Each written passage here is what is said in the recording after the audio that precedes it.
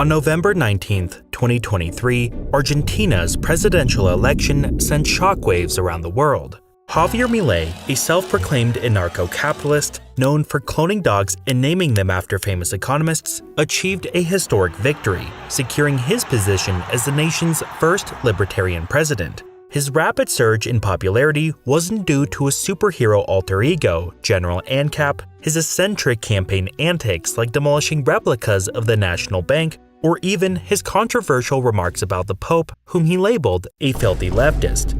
Instead, it was his unyielding rejection of the country's ruling politicians that resonated with the population, a population who felt robbed of the Argentina that once was and the Argentina that could have been.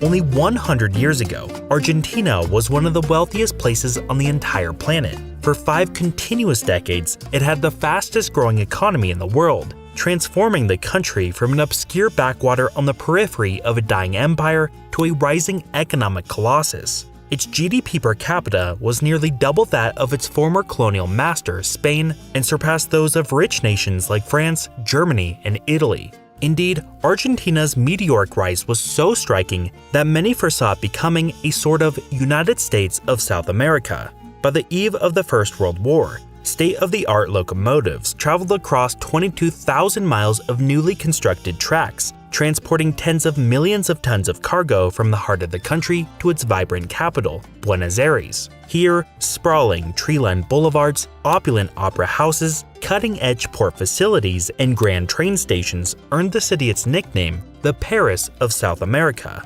For the millions of European immigrants flooding the New World, choosing between New York or Buenos Aires, the Great Plains or the Pampas was not an easy decision.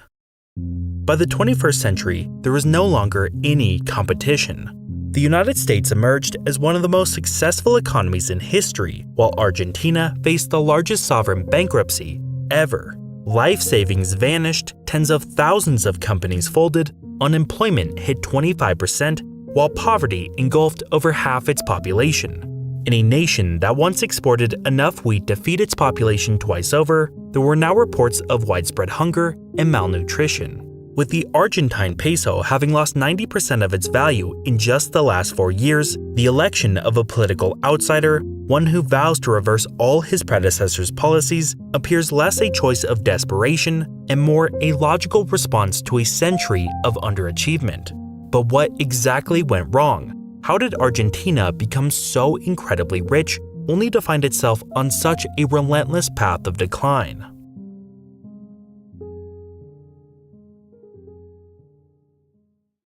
Today's video is sponsored by War Thunder, the most comprehensive vehicle combat game ever made, now available for free on PC and consoles. With a global community of over 70 million players, War Thunder delivers an unmatched PvP vehicle combat experience, featuring more than 2,500 meticulously detailed planes, tanks, ships, and helicopters, ranging from the 1920s to today's most advanced war machines. Engage with forces from 10 major nations, all depicted in stunning 4K resolution and enhanced with immersive soundscapes, making War Thunder a top choice for gaming and history enthusiasts alike. So experience War Thunder today for free on PC, PlayStation 4 and 5, or Xbox One and Xbox Series X and S using my link below. For new recruits or those returning after a break of at least 6 months, using the link unlocks a hefty bonus pack featuring premium vehicles, a premium account, a unique 3D vehicle decorator, and many more surprises. But hurry, it's a limited time offer.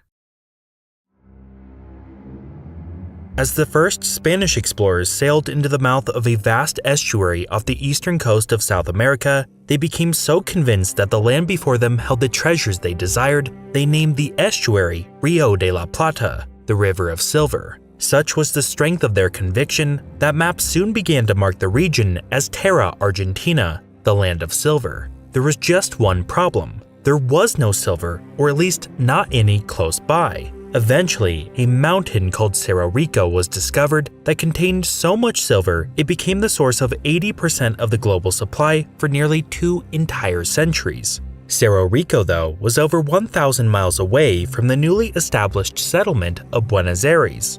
Its residents, however, encountered a far more immediate problem. Spain's typical conquest strategy of enslaving sedentary farming societies was ineffective in the region, as the local nomadic peoples were sparsely populated and resistant to subjugation.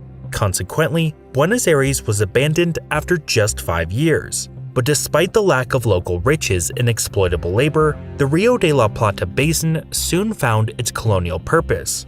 Situated 13,500 feet above sea level in the harsh Andean terrain, the city of Potosi, which formed at the base of Cerro Rico, had quickly grown enormous. The sheer abundance of silver had propelled the city to become the largest in the hemisphere. But in being built in such a wasteland, the city was incapable of sustaining itself.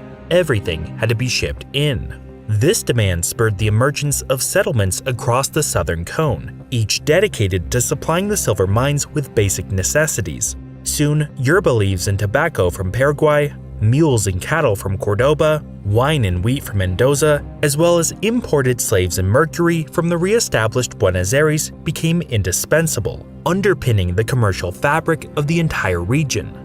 The immense wealth generated by this trade, however, was accumulating in the hands of only a tiny segment of society. Control of production and its distribution were privileges reserved for Spanish elites and conquistadors. Land grants were issued in enormous parcels to these individuals, with some estates, later known as estancias, spanning nearly 1,000 square miles. This system of selective control over economic activities and land not only fostered but was designed to uphold a strict and unyielding social hierarchy. Spanish-born elites were at the top, followed by Argentine-born Europeans, known as Creoles, who formed a class of secondary elite. At the bottom were slaves, native peoples, and those of mixed descent, forming the labor force that toiled on farms, drove the ox carts, and carried supplies over mountain passes.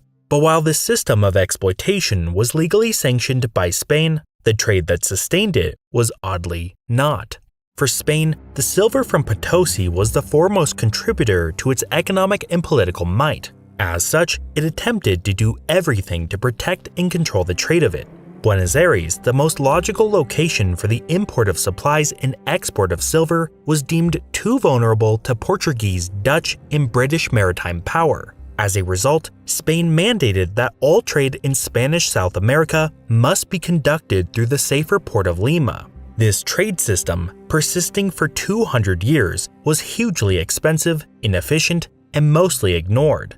Smuggling became not so much a symptom of poor economic policy, but a defining characteristic of the Rio de la Plata. Spanish officials, ranging from low-paid customs officers to the colonial representative himself, were not only complicit in turning a blind eye to these activities, but also actively participated in them, using their political status to skirt laws and generate massive profits. The scale of corruption and smuggling became so immense that despite trade through it being illegal, Buenos Aires by 1776 had become South America's busiest port.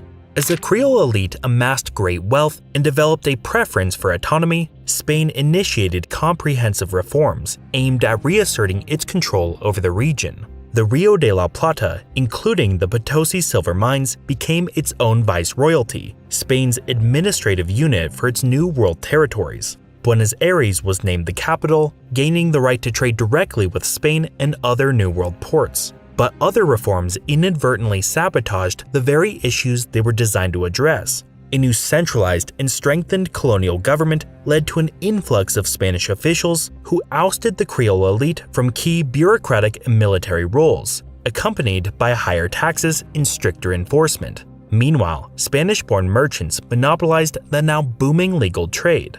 So while Spain regained control over trade, they inadvertently antagonized the local elite and did nothing to address the rampant corruption and growing inequality. As tensions rose, all that was needed was a simple spark to ignite a full-scale rebellion. In 1806, Sir Popham, a British naval commander, embarked on a military expedition that took his own government by surprise. On June 25th, his fleet of 4 ships and 1,600 men invaded and swiftly captured Buenos Aires as an extension of the Napoleonic Wars. As all high-ranking Spanish officials fled the city, leaving it to defend for itself, Creole officers rallied the militia to thrust the British from the city not once, but twice. This not only exposed the colonial government's incompetence and decay, but also sparked a sense of nationalistic unity against Spanish rule. Upon receiving news of Napoleon's army overthrowing the Spanish king, the Creole elite seized control, eventually proclaiming independence and establishing the United Provinces of the Rio de la Plata. However, the initial euphoria of independence was short-lived, as the struggle for freedom soon devolved into a brutal series of civil wars. The vacuum left by the absence of a strong central authority allowed numerous warlords known as caudillos to seize control of the interior provinces. Commanding large private armies, they ruled their territories as dictators, thwarted Buenos Aires' efforts to unify the nation, and frequently waged war with one another. This period, marked by horrific violence and lawlessness, spanned decades and ultimately resulted in the territorial loss of Uruguay, Paraguay, and Bolivia.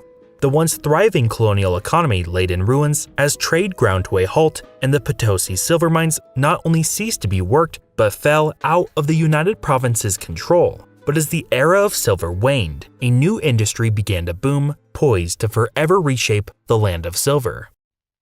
Stretching for 300,000 square miles encircling Buenos Aires is a region known as the Pampas. Blessed with temperate climate, consistent rainfall, and rich, fertile soils, this expansive grasslands stands as one of, if not the most exceptional cattle grazing regions on Earth. With the onset of independence, the introduction of unrestricted trade was met with a rapidly expanding global demand for animal products. By 1825, 70,000 cattle were being slaughtered and processed for export by new meat salting plants every year. By mid-century, that number was close to 1/3 Tallow, bones, and horse hides were sent to Great Britain, raw wool and salted hides were sent to the US, France, and Germany, while salted meat was shipped to Cuba and Brazil to feed growing slave populations. The livestock industry grew to such a scale that Charles Darwin noted in his journal, quote, "The whole sight is horrible and revolting. The ground is almost made of bones, and the horses and riders are drenched with gore."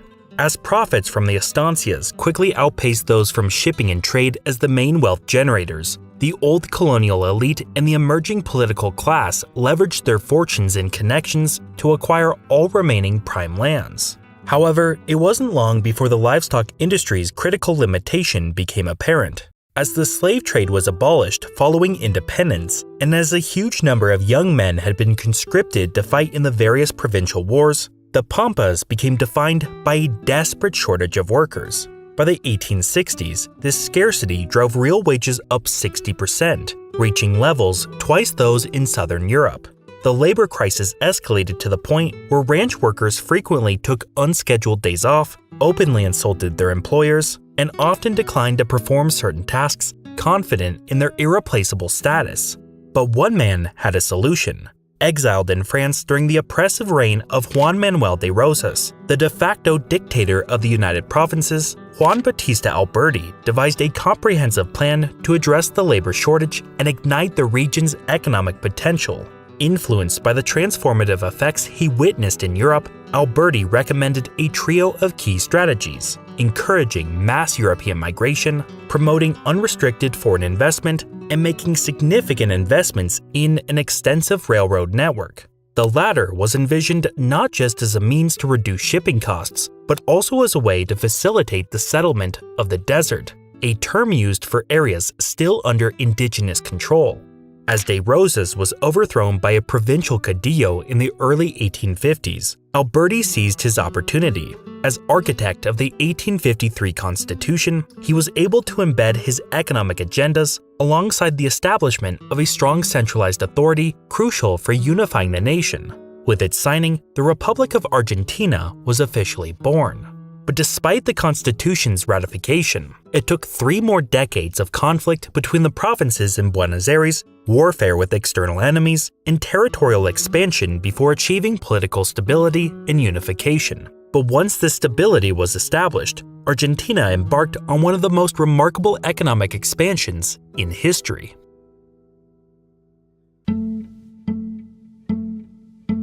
In 1879, 5 military columns departed from Buenos Aires, Cordoba, San Luis, and Mendoza, forming a 500-mile-wide pincer movement designed for extermination. The newly formed federal army, equipped with the latest repeating rifles, conquered 86,400,000 acres of land within just 2 months, decimating all indigenous populations in their path. The success of this campaign propelled its mastermind, General Julio A. Roca, into the national spotlight, paving the way for his election as president the following year. As the Buenos Aires militia incited a rebellion, opposed to the idea of another president from the provinces, Roca, with his firm control over the army, quickly crushed the uprising. Utilizing the window of opportunity, he then disbanded all militias and placed Buenos Aires under the central government's direct control. In doing so, he brought an end to 7 decades of violent political centralization. Meanwhile, Roca had garnered widespread support across key societal groups, with provincial oligarchs, landowners, and merchants uniting behind his National Autonomous Party. This coalition of elite classes, known as the Generation of 80, would govern unchallenged for the next 40 years. Reflecting the interests of its elite supporters, the government, inspired by Juan Alberti's economic blueprint, aimed to transform Argentina into an agricultural producer's paradise. To boost exports, already minimal trade restrictions were relaxed further, making Argentina one of the world's most open economies just as international trade began to blossom. At the same time, demographic booms, urbanization, and rising incomes in Europe and North America created an insatiable appetite for Argentina's agricultural goods, which was boosted further with the advent of steam-powered shipping and the introduction of refrigeration technology, making it possible for fresh meat from the pampas to reach dinner tables around the world. The convergence of this rising demand, underutilized potential, political stability, and economic freedom positioned Argentina as one of the world's most attractive destinations for investment. Within 10 years, it was receiving nearly half of all British investments made outside of the United Kingdom. In total, foreign direct investment reached close to $1/3 billion annually, spanning across banking, utilities, meatpacking, construction, and especially the railroads. In vigorous pursuit of constructing a national railway system, foreign companies were offered guaranteed annual returns, tax exemptions, and land alongside the tracks. By 1885, the completion of the first 2,700 miles of railway had begun reshaping the countryside, making it profitable to transport and grow bulky, low-cost per unit commodities such as grain, and expanding agricultural activities further into the frontier. And just as Juan Alberti had envisioned, all of this expansion was fueled by an extraordinary influx of European migrants. Attracted by high wages and almost non-existent immigration barriers, approximately 7 million people, mainly from Italy and Spain, settled permanently in Argentina. Their arrival provided not just the essential labor needed for the estancias, but also brought the expertise that began the country's first wave of industrialization. The result was truly breathtaking economic expansion. From 1880 to 1915, Argentina transformed from a wheat importer to the world's 3rd largest exporter, while it topped the list for chilled beef, corn, linseed, and oats. The total value of exports grew by an average 15.2% annually, while economic output expanded at an average rate of 6% a year, the fastest growth recorded anywhere on the planet. Argentina had risen to be among the world's richest countries per capita, featuring the largest railway network and middle class in the southern hemisphere. Meanwhile, Buenos Aires ranked as one of the most populous and modern cities in the world. At night, the city glowed with gas lanterns, electric trams transported 400 million passengers annually, and its port, equipped with hydraulic machinery and grain elevators, ranked among the world's most advanced. Such prosperity, combined with its visual opulence, gave rise to the French saying, "as rich as an Argentine." But what was less evident was the tremendous cost of this growth, a cost that would undermine all of its progress, not necessarily due to the changes that occurred, but because of the crucial aspects that remained the same. On February 4th, 1905, Argentina was swept by a coordinated uprising aimed at overthrowing the government. Despite the widespread nature of this revolt and the support of numerous sympathetic military units, it was quickly crushed. Yet, in its brief spark, it laid bare the shaky grounds on which Argentine society stood. Central to this uprising was the Radical Civic Union, a political faction determined to break the ruling elite's iron grip on power. Their influence was on the rise, fueled by widespread dissatisfaction among the population. This discontent didn't stem from the government's inability to generate wealth. Instead, it was a response to an all-too-familiar pattern, reminiscent of the colonial era. Most of the country's newfound riches were being concentrated in the hands of only a select few.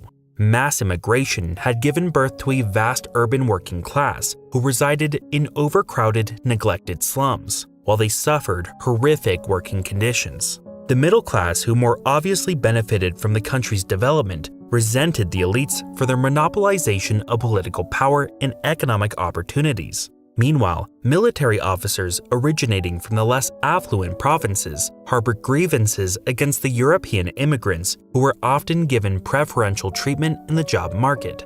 The problem was, despite its modern appearance and wealth, Argentina was still fundamentally a backwards nation. While richer than both Germany and France, Argentina's primary school attendance was less than half of theirs, while further education was predominantly reserved for the children of the elite.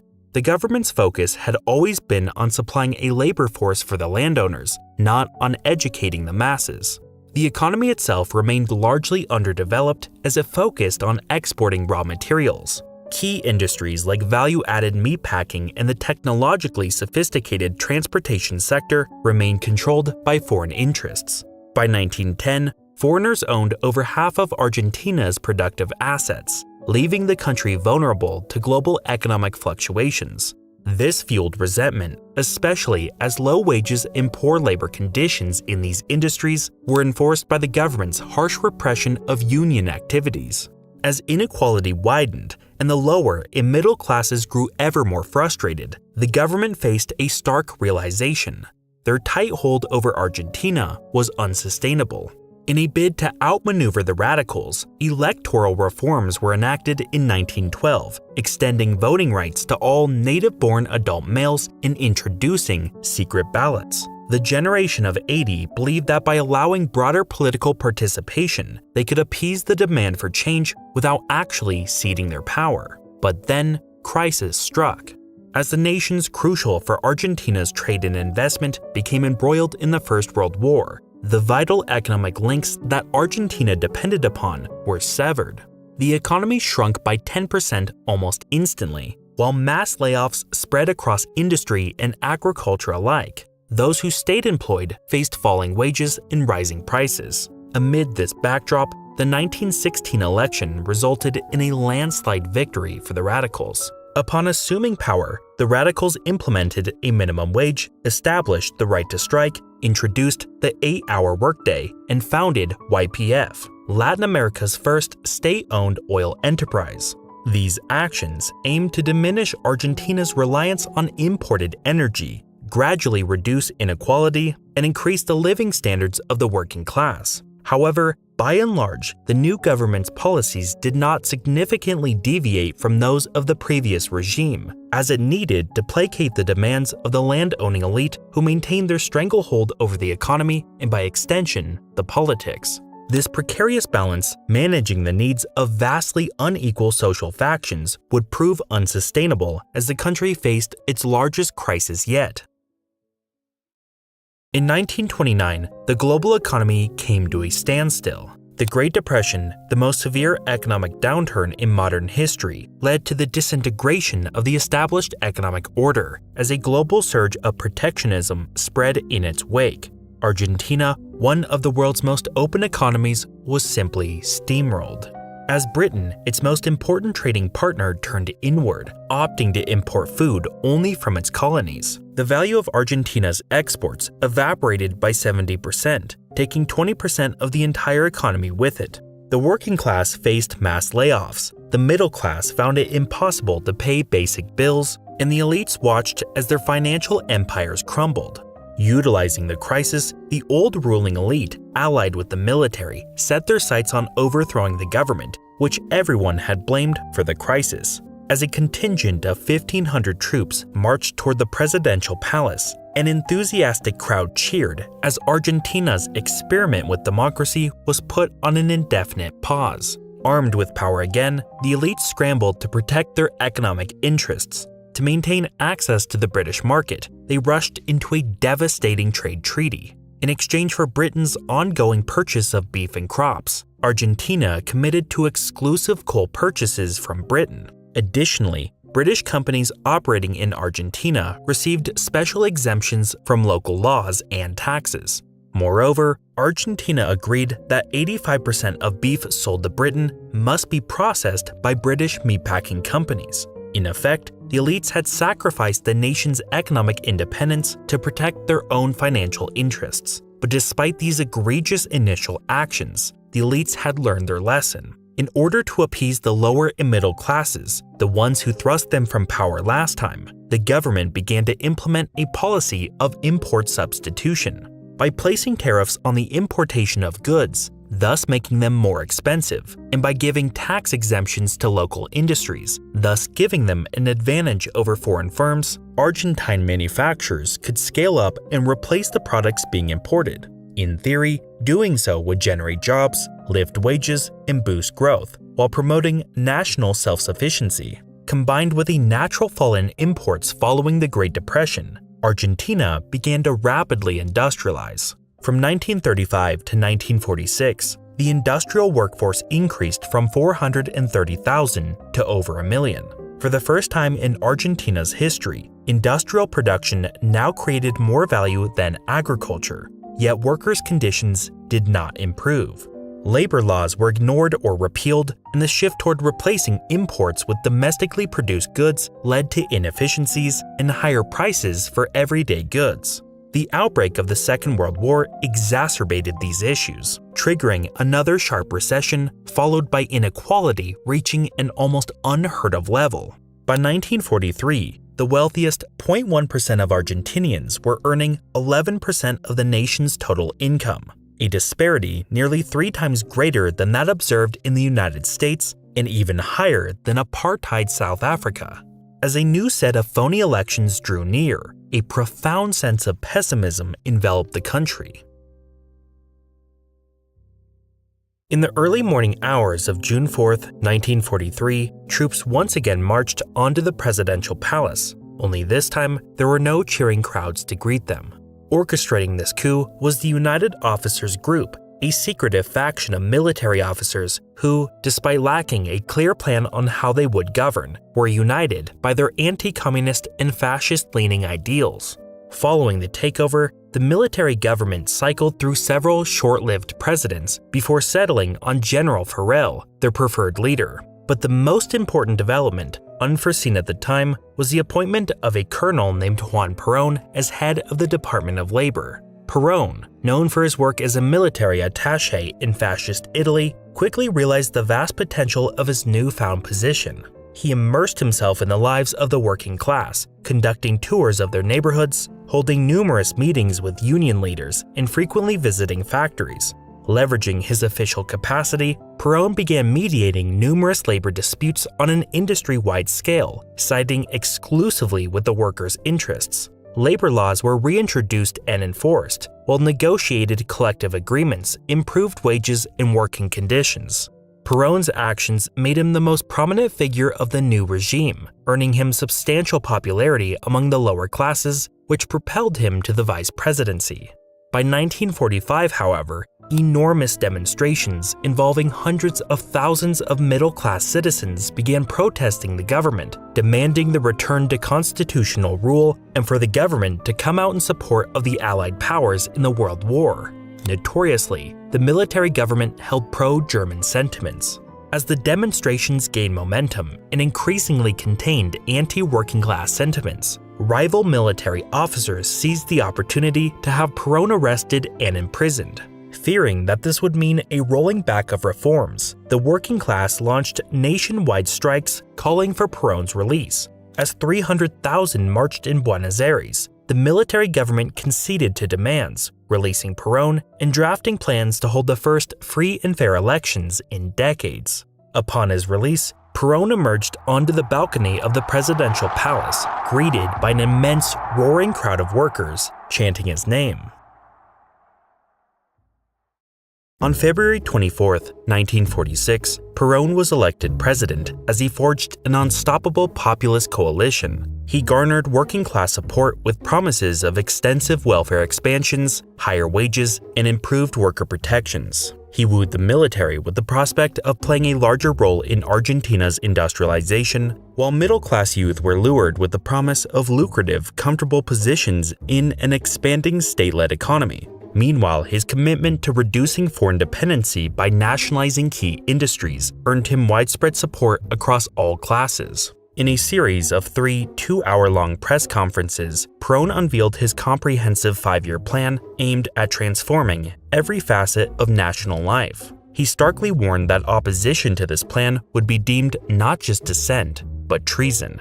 He implemented universal social security, a minimum wage, paid vacation, maternity benefits, free healthcare, and protection against unfair dismissals. He significantly expanded welfare programs, subsidized essential goods, and granted all workers an annual bonus equal to 1 month's salary, which he famously dubbed a Christmas present. In parallel, he spearheaded ambitious infrastructure projects, including building 5,000 miles of roads, creating 45 hydroelectric power plants, laying the world's then largest gas pipeline, constructing a major international airport, and developing hundreds of thousands of affordable homes and thousands of schools and hospitals. Along with the establishment of many new state-controlled industries from shipbuilding, steel production, and armaments, Perón was radically transforming Argentina in one fell swoop.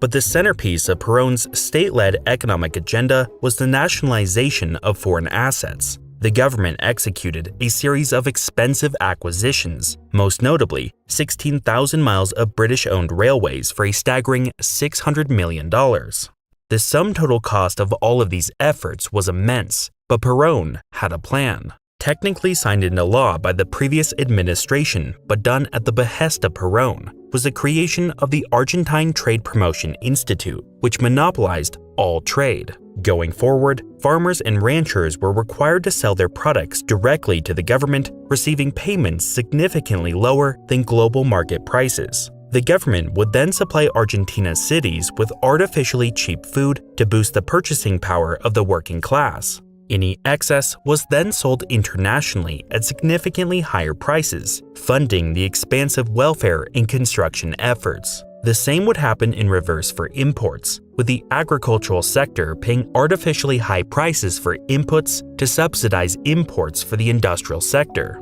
The government defended this approach as a fair redistribution of the nation's income. In reality, it was little more than the redirection of unearned profits towards certain influential social groups in exchange for their political backing. This industrial favoritism resulted in a total isolation of Argentine industries and workers from foreign competition. When combined with a period of high international prices for Argentine exports, Perón's policies initially seemed to work like magic. In just a few years, Argentina cleared all of its debts, saw a 25% increase in industrial production, enjoyed a 59% growth in real wages, and experienced a significant decrease in inequality. None of it, however, was sustainable.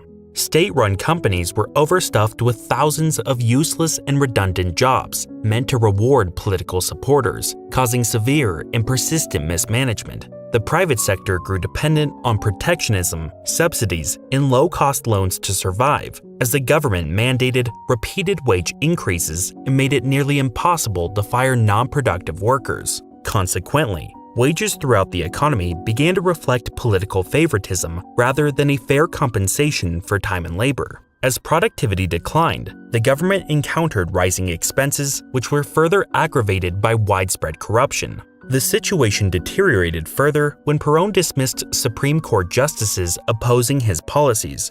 This effectively transformed the judicial system into an extension of his presidential will, facilitating an environment where corruption could flourish unchecked. The program to build desperately needed affordable housing was compromised by party leaders and insiders who acquired vast numbers of units at minimal costs. Meanwhile, in a throwback to colonial-era practices, Bureaucrats facilitated the tax-free smuggling of cars and other goods into the country. These items were then sold at exorbitant markups, a practice that Perón personally profited from.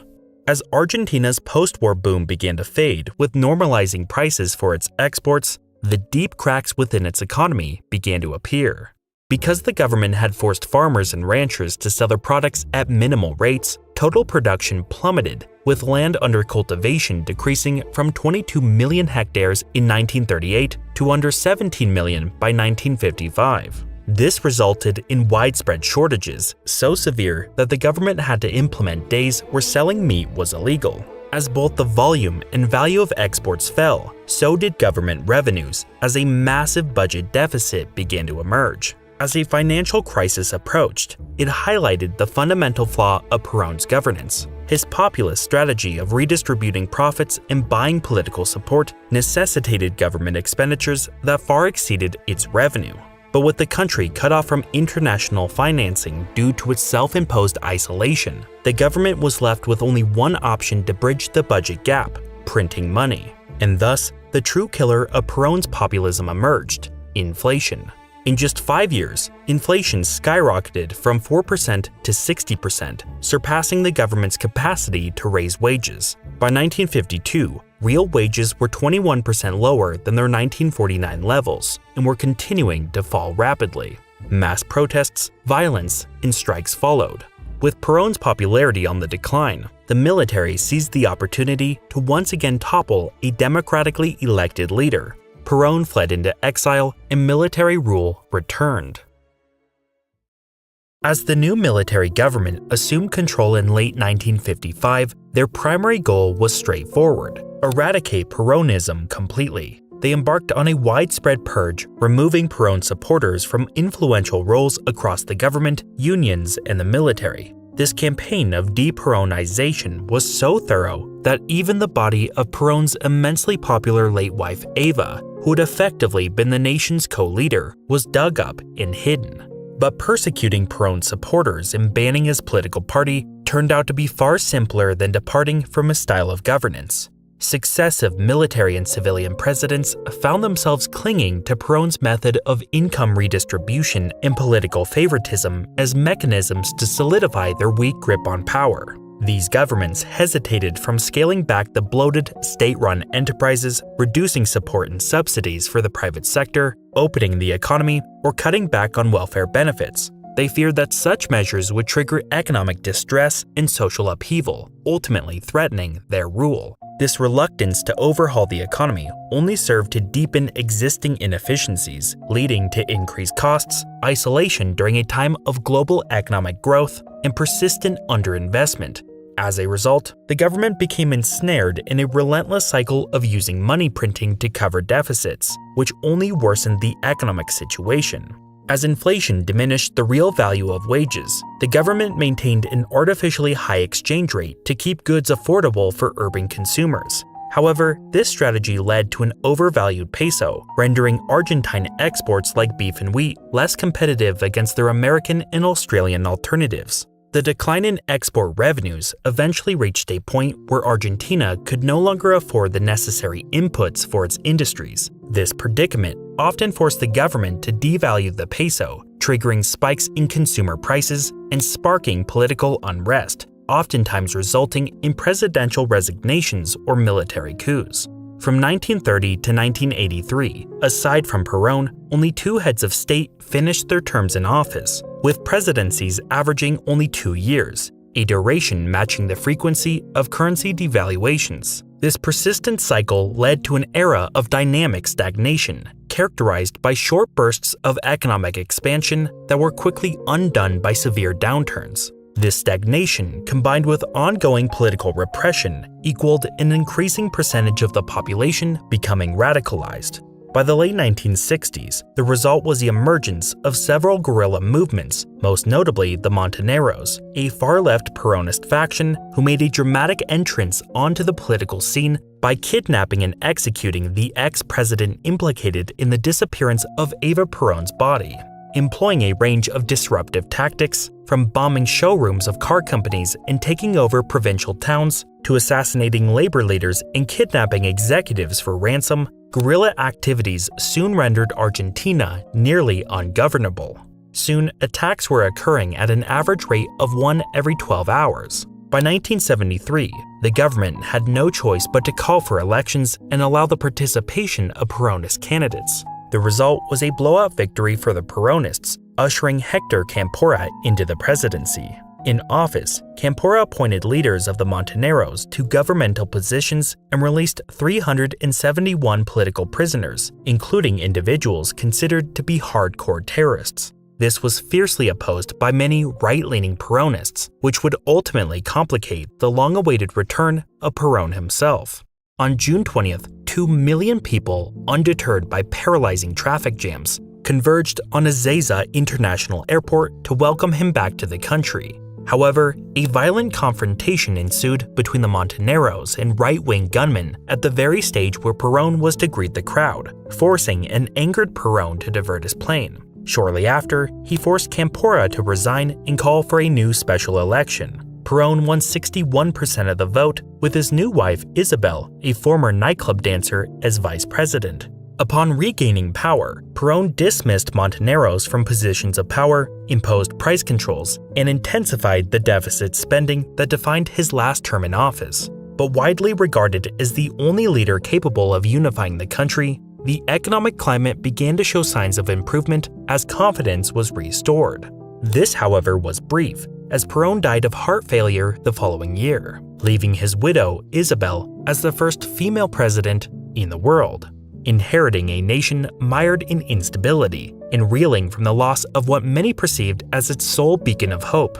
Isabel faced challenges that far exceeded her abilities. Immediately, the Montoneros declared war on the government, with 723 attacks in 1975 alone. José López Rega, the Minister of Social Welfare, who famously consulted astrological advice, convinced Isabel to divert funds to the Argentine Anti-Communist Alliance, a right-wing terrorist organization who were tasked with suppressing leftist guerrillas. As horrific violence spilled out onto the streets, an outbreak of foot-and-mouth disease decimated cattle exports, while the Arab oil embargo sent prices skyrocketing. By 1976, inflation had increased to a catastrophic 600%. The situation became so dire that newspapers, opposition leaders, and even the workers began to beg the military to intervene once again. On March 24, 1976, the military swiftly terminated Isabella's presidency, ushering in a new era of military dictatorship. The new regime focused on two main goals: curbing inflation and eradicating the guerrilla fighters, objectives that received widespread approval. But the extreme measures taken to meet these ends would traumatize Argentina forever. The dictatorship moved to solidify its hold by dissolving Congress, banning political parties, censoring the media, and prohibiting trade unions, eroding what little checks on power remained. It then sought to implement radical economic reforms. Breaking with decades of import substitution and isolation policies, the regime began to open up the economy and significantly deregulate it. Import tariffs were drastically cut from almost 100% to roughly 30%. Export taxes on agricultural goods fell from nearly 30% to virtually zero, and plans were made to reduce government spending. At the same time, the liberalization of capital flows allowed both companies and the government to take on international debt. The key reform, however, was the introduction of a crawling peg system for the currency, involving very gradual pre-announced devaluations of the peso intended to reduce inflation by building confidence in the currency's stability. To underscore its commitment, the government provided insurance against unforeseen devaluations. In theory, these reforms would reduce the deficit, kickstart growth, and tame inflation. But the success of this plan relied heavily on the military dictatorship to manage these changes responsibly, especially its newfound capacity to incur debt which had been growing very cheap. While the Arab oil embargo had hammered Argentina, it also led to international banks being flooded with deposits from oil-producing nations, making them overly eager to find new investment opportunities. Argentina, with its immense untapped potential, began to be inundated with an enormous volume of irresistibly cheap loans. Faced with this reality, the government scrapped its plans to reduce spending as quickly as it made it, opting instead to go on a spending spree. As a deluge of public spending, cheap financing, and deregulation washed over the country, a temporary economic sugar rush began. While inflation initially slowed to under 100%, it persisted at that level. But since this rate of inflation outpaced the currency's planned devaluation, the peso became extremely overvalued, which made imports remarkably cheap. Middle-class families suddenly found themselves able to afford trips abroad while they imported cars, appliances, and electronics, leading to a period nostalgically remembered for its so-called sweet money. In only 5 years, imports surged by six-fold, as the government effectively took out huge loans to finance consumer imports and embark on grand infrastructure projects. But as more and more debt began to accumulate, an alarming proportion of that money seemed to vanish into thin air. $1 billion loan was secured to construct a network of superhighways in Buenos Aires, but the project was put on pause after only 2 of the planned sections were finished before funding ran dry. Another $200 million loan was taken out to construct a gigantic amusement park, but construction ceased after only a few attractions had been completed. Subsequent audits revealed that most of the project's funds had been siphoned into Swiss bank accounts. The result was a ballooning in Argentina's external debts from $8 billion to over $40 in just 7 years. But while Argentina's future was being spent on short-term government approval, this temporary era of sweet money allowed just enough time for the government to tackle its second objective. The military, in combination with state-sponsored death squads, began to systematically hunt down the guerrilla fighters and political dissidents in what became known as the Dirty War. Soon, arrests, executions, and torture sessions encompassed civil rights lawyers, judges, and journalists who reported on the alarming number of civilian disappearances. In order to eliminate roughly 2,000 guerrilla fighters, up to 30,000 people were murdered and 500,000 were forced into exile. For a few years, the combination of fear, secrecy, and sweet money muted the public's reactions to these atrocities. But by the early 1980s, the economy began to unravel, and with it, everything else. A potent combination of plummeting commodity prices caused export revenues to dry up just as international interest rates began to skyrocket. As massive interest payments on previous debts loomed, and as deficits soared higher, citizens and investors alike began transporting as much money as possible out of the country. Between 1979 and 1981, the total value of money that left Argentina amounted to 20% of the entire economy. As demand fell for the peso, in order to maintain the crawling peg, the government had to use up ever larger amounts of foreign currency reserves and take out more debt. As they did this, confidence in the government's ability to maintain the peg fell even further, thus causing a downward spiral. By 1981, the peg finally broke, leading to the peso losing 80% of its value in the span of months. The sudden devaluation triggered the government to pay out the devaluation insurance and led to a massive banking crisis, for which all deposits were also insured. As a full-scale economic meltdown seemed imminent, the government decided to nationalize all of the banking sector's debts. Shortly thereafter, Argentina was unable to meet its debt obligations, leading to a default in 1982. Once again, the government resorted to money printing to finance the deficit. As inflation shot up to almost 1,000%, ruptures within the military began to emerge, threatening to destroy the entire regime. As General Leopoldo Galtieri assumed the presidency, he seized upon a truly insane last-ditch attempt to restore the military government's legitimacy. In April the following year, Argentine armed forces invaded the Falkland Islands, starting a war with its owner, the United Kingdom.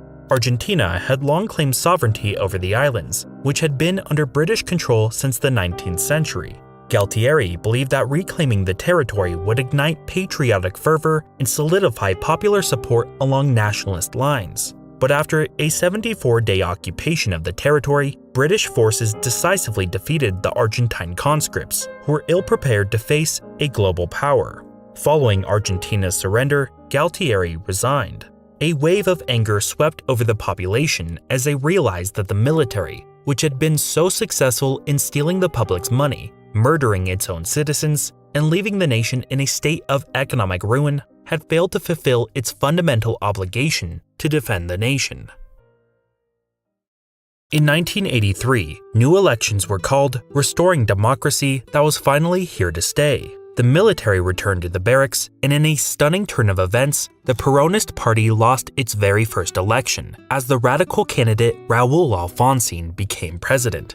Alfonsín inherited a catastrophe. In just a decade, GDP per capita plummeted by 15%. The deficit had ballooned to 15% of GDP, and it now took almost 100,000 pesos to equal a single US dollar. After nearly 2 years of ineffective short-term fixes, the government finally launched a comprehensive stabilization strategy, the so-called Southern Plan. A new currency, the astral, replaced the peso. In coordination with union and business leaders, freezes on wages and consumer prices were implemented, alongside spending cuts, a halt on money printing, and a pledge to enhance tax collection. The plan quickly showed potential, halving government deficits and reducing inflation to 24%. However, political and social resistance, along with the absence of deeper structural reforms, undermined these efforts. By the late 1980s, government employment once again swelled to 600,000, nearly 20% of the total workforce. Off-budget spending increased the deficit again, and tax enforcement measures failed to materialize. By 1989, in a nation of 30 million people, only 30,000 individuals paid any income tax. Without significant spending cuts or revenue increases, the government resumed printing money. The public, fearing another crisis, hurried to convert their australs into more stable assets. By July, inflation rates soared to 12,000%. Supermarkets started announcing prices via intercom to avoid having to update price tags on an hourly basis. Real wages collapsed, general strikes paralyzed the economy, while widespread looting led to stores across the country being ransacked. There was, however, one sign of progress. Elections would see the first peaceful transfer of power to the opposition since 1916. Carlos Menem, a Peronist, won on the hopes that he would raise wages, increase spending, and expand the state-controlled economy. That's why it took everyone by surprise when he announced plans to do the exact opposite. A form of economic shock therapy endorsed by the IMF saw regulations, tariffs, and export taxes almost completely eradicated. But the most shocking development was the mass selling off of state-owned industries. Within only 4 years, 115 previously state-run companies transitioned to private ownership, shedding tens of millions of dollars in governmental costs. Yet it would be Menem's next reform that would prove the antidote to inflation. The austral was replaced by a new peso, but this time its value was legally tied to the value of the US dollar. Enforced by a currency board, the central bank was only able to increase the supply of money if it had the equivalent US dollar in reserve. Essentially, this meant the government was no longer able to freely print valueless money. Within 3 years, the deficit was eliminated and inflation stood at only 7%, the lowest it had been since the 1950s. The combination of all of these reforms infused Argentina with a newfound confidence and stability. Productivity rose as factories and ports were modernized with the help of a flood of foreign investment. The agricultural sector, which had been dormant for decades, began to roar back to life, propelling the economy to its strongest and most consistent growth rates since before Perón took office. But this growth had come at a cost. For 5 decades, Argentina's leaders had sought to achieve full employment by stuffing state-owned industries with unneeded positions and making it hard to fire workers.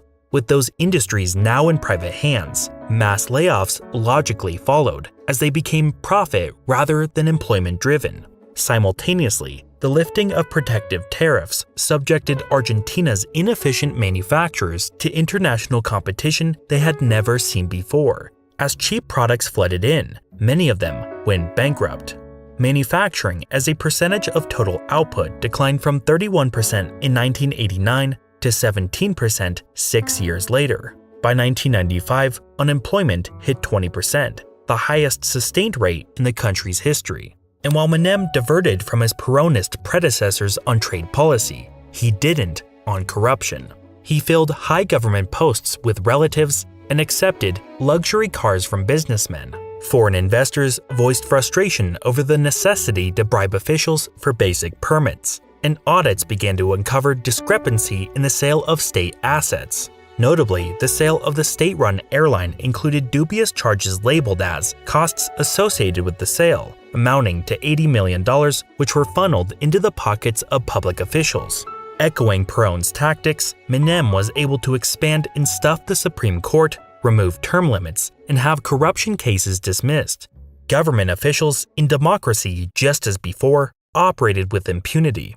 Despite this, low inflation rates and high growth won Menem another election in 1995. But what the voters didn't see was that the economy was once again being built on a house of cards.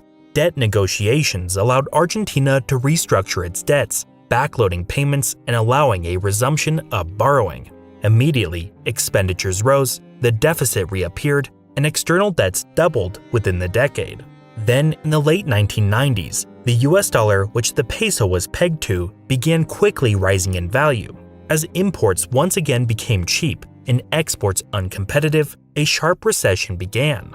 As backloaded payments came due in the early 2000s, holders of Argentine pesos began to question the currency board's ability to maintain the peso's link to the dollar. As people began to doubt the soundness of the financial system, a run on bank deposits began in 2001.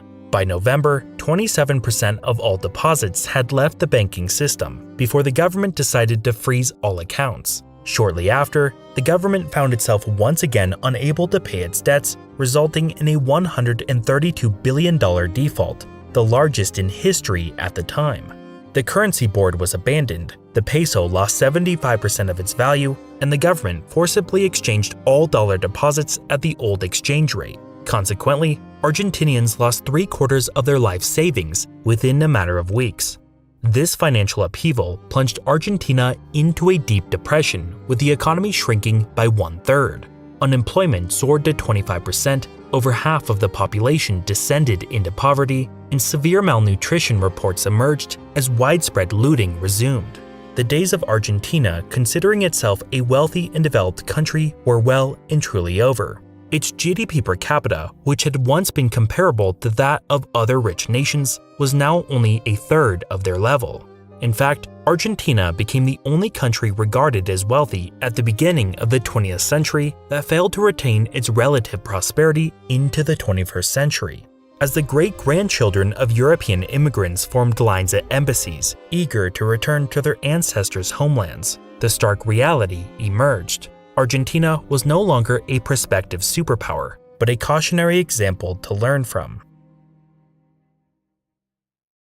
In the 2 decades since the crisis, Argentina's situation has remained depressingly similar to its historical trend. For a brief moment, it was in the midst of yet another economic boom, as China's insatiable demand for commodities ballooned the price of soybeans by 4-fold. As Argentina's farmers began planting soybeans en masse, the economy was once again flooded by export revenues. But the free market policies and export-led development that made Argentina rich 100 years prior was not on the cards this time. After all, the Peronists were back in power. With the election of Nestor Kirchner in 2003, policy became a mere continuation of traditional populist Peronism, namely income redistribution, trade protections, and the renationalization of various industries. One notorious example was the government's retakeover of the national airline in 2008. Since then, it has required $8 billion in subsidies to survive, as it has not posted a single profitable year since. In 2012, the government seized control of YPF, the previously state-owned oil company, from its Spanish owners, accusing them of underinvestment. In reality, the government wanted to tap into the newly discovered Vaca Muerta formation, the second largest shale deposit ever discovered. Mismanagement, combined with an inability to attract foreign investment, has caused plans to develop the site to largely fail, as the country has become a net importer of energy for the first time since the late 1980s. In 2022, the government spent $12 billion on energy subsidies while capping prices. In theory, this was to help the country's poor cope with the increasing cost of living. In practice, it de-incentivized energy investment, making blackouts a not uncommon occurrence. Indeed, it is this perverse ideology of short-sighted economic policies that have once again trapped the nation in stagnation and governmental bloat. With the Peronists holding power for 16 of the past 20 years, Argentina's fleeting 4% budget surplus in 2004 has deteriorated into an almost 4% deficit today. During this period, the government has doubled in size to where it now employs a third of the entire workforce. As a result, Argentina's debts have surged, now accounting for 1/3 of the IMF's entire outstanding liabilities, with the country having defaulted on its debts another 2 times, once in 2014 and another during the pandemic. It has once again turned to money printing and outright lying about inflation statistics.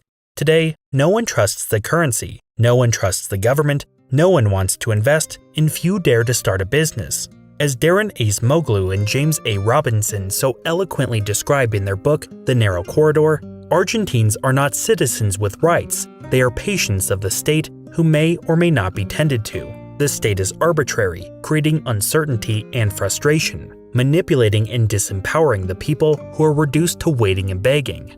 8 decades of impunity, economic seclusion, wealth redistribution, deficit spending, and short-sighted economic strategies have sickened the nation's economic incentives, relegating its citizens to the role of patients in need of treatment. They are prescribed unneeded jobs, welfare, and protections against competition as the government drains any available revenue and accrues debt to procure these medications for which it cannot afford. Amidst this, politicians masquerading as doctors promise to increase the dosage, while they redirect the nation's scarce resources for their own enrichment. But the genuine remedy, accepting short-term economic discomfort for long-term sustainability, and establishing checks and balances to ensure leader accountability, remains largely unpopular. This cure demands the dismantling of safety nets upon which many Argentines depend, and requires those in authority to forfeit their privileged grip on power, making it a bitter pill that few are willing to swallow. But as inflation has soared back to triple digits, the economy has once again faltered, and default appears likely again, it seems Argentinians have finally voted for real change. On November 19th, Javier Milei, who has run on the promise of reversing almost a century of inept policy, and who has not shied away from describing the economic pain that will have to be endured, was elected president. He has vowed to dismantle the central bank and adopt the US dollar, relinquishing the government's power to print money and spend without restraint. His plans include reducing government operations to the essentials, cutting regulations, and privatizing all state-owned assets that could be managed by the private sector.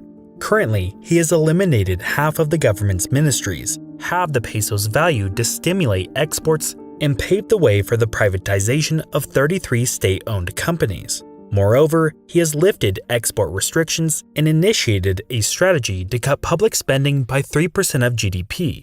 Yet executing further plans will require maneuvering through a Congress where his coalition only controls 10% of seats.